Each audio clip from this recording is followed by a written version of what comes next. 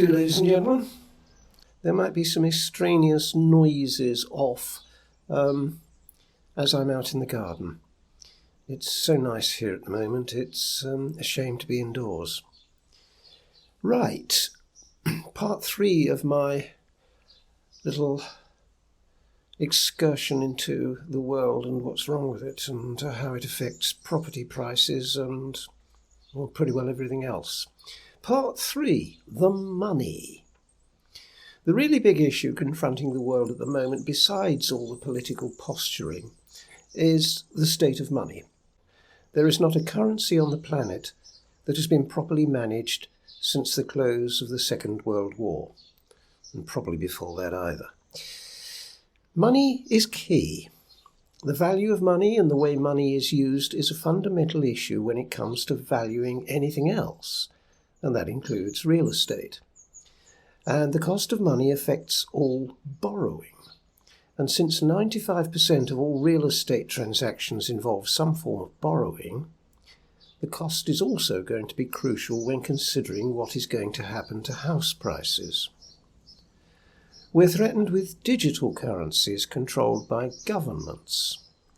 I can't think of a worse way forward. Governments simply can't be trusted with money. They behave like carefree teenagers with a big bonus. Money needs to be treated with respect, not carelessly trashed.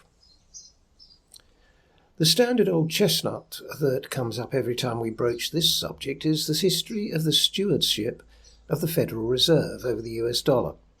Over the course of the last 110 years, they have been asked to look after the dollar, and it's lost 97% of its value.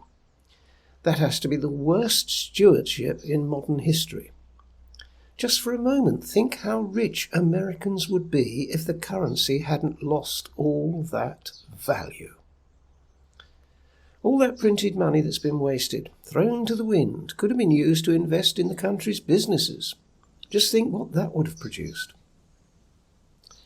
I shall want to return to the subject of money in a later blog, but for the moment, let's just look at what has been happening over the course of the last 3 or 4 years. Let's start with France. There is a common complaint in France coming from those who actually produce the wealth in the country. It goes like this. A third of people work for the government. A third of people get paychecks from the government. And the other third pay for it all. To me, that sounds like a recipe for disaster and massive disaffection amongst those who are supporting the whole tottering edifice. If we look back through history, civilizations grow and prosper until the state machine grows too large for the struggling workers to support, and it collapses under the weight of its own dependencies. Europe and the USA are both perfect examples of systems that are unsustainable in their present form for that very reason. In both those regions, the political systems are conspiring to help those societies to crash. That will be yet another subject I will leave aside for the moment. Let's just concentrate on the money. The reserve currency on this planet at the moment is the dollar, which means that foreign trade is usually transacted using dollars. That means the dollar is used everywhere, not just in the USA. That means there are a lot of them being used by other countries. That helps keep the value of the dollar high. It also means there's a lot of them sloshing around the financial system. The short-term situation outlook for the dollar is strong.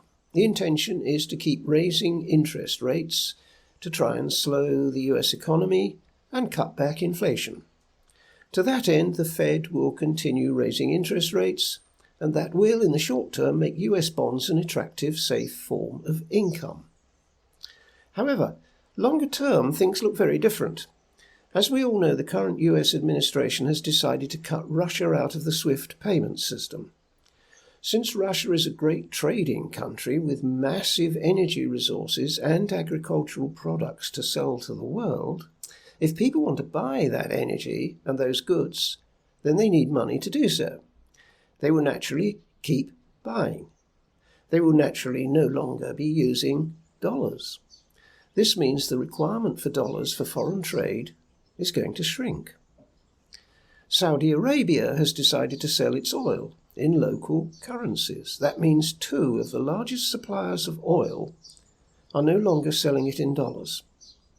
The petrodollar is history. Expect over the course of the next 2 to 3 years the need for dollars for foreign trade is going to crash. I don't have the resources to try and work out what this will do to the value of the dollar over the course of the rest of this decade, but it will weigh heavily on that currency's value. A knock-on effect of this is there will be less need for a centralised financial centre to deal with these currency movements. That will affect the London financial markets, and that is the UK's main earner of foreign currency. So expect the UK to suffer from this change as well. With the current UK government leaning towards reneging on the split from the EU, the rest of the City of London's foreign earnings are likely to move to Frankfurt. That will knock the UK back into the Middle Ages. I can't stress too strongly the vulnerability of the UK in all of this. I will try and spend the next blog lumping together all the bad news there is about the UK at the moment. Russia has a massive store of resources that it can sell to the rest of the world. And Russia is not about to go broke anytime soon. On the contrary, it's in the process of backing the ruble with commodities. And what that means is gold plus. It looks as though China is about to back the renminbi with gold as well, and boost the Shanghai Gold Exchange. You should note that China, once secret about its gold reserves, has started publishing them. Has to be a reason for that.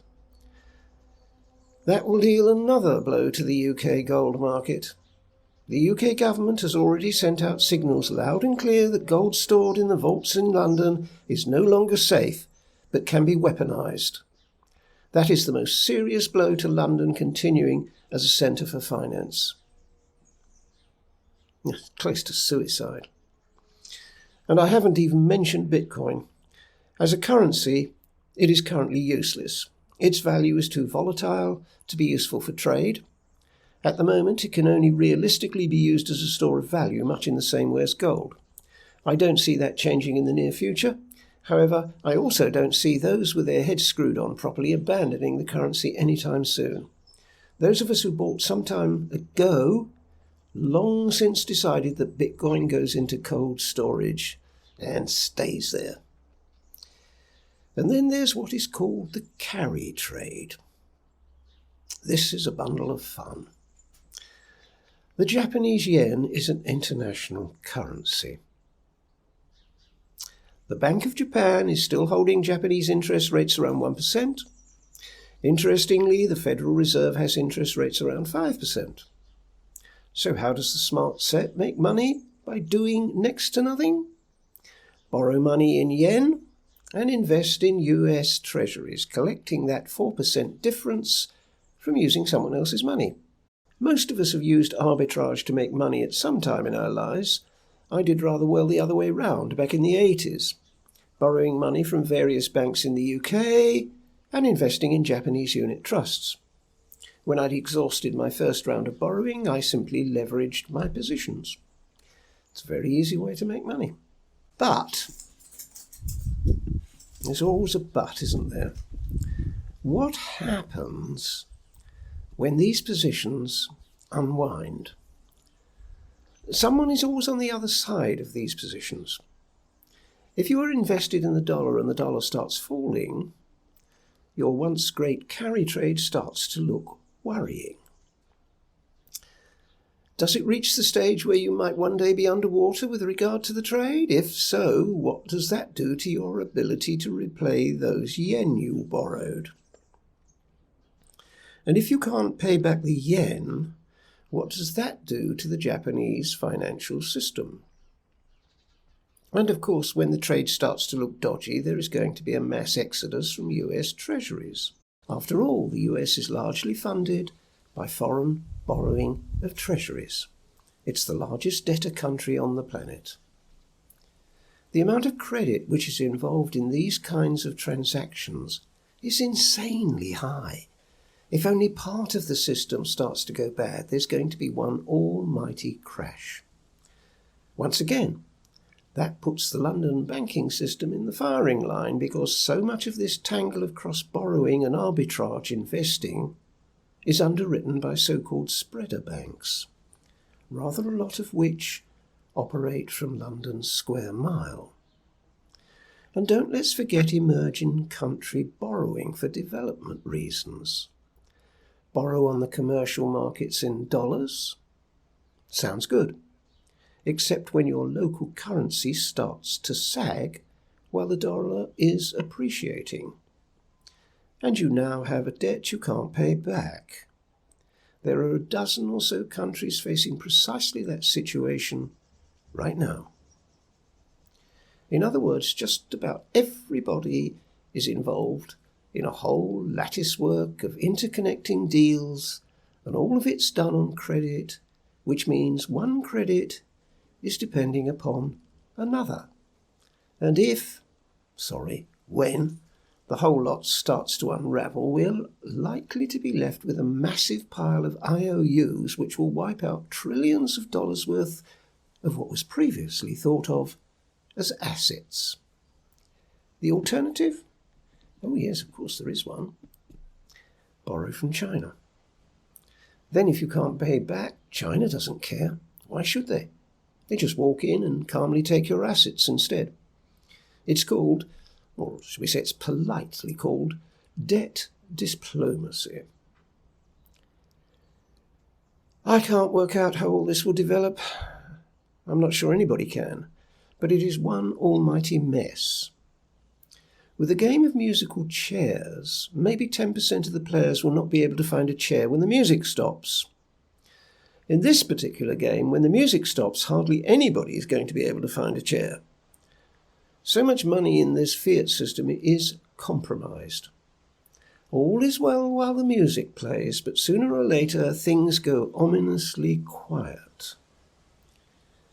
What is happening at the moment is that the USA, which has the most to lose in this financial game, has started a trend which is going to sideline the dollar system. This new trend may only take 2 or 3 years to get going, and not much longer to start to affect the way you live and count your wealth. You do have time to prepare. If you stick with the old system, you're going to get a lot poorer. Fiat currencies can't survive for much longer. They will be attacked by commodity-backed currencies at least by the end of this decade, and maybe a lot sooner. Next week, I will take a look at the countries with the best store of commodities, and that is going to show up the old countries in rather a bad light. Who are the new dependent countries? Tune in again next week to find out. In the meantime, have a good week. I'm going to go and sit in the sun for 10 minutes.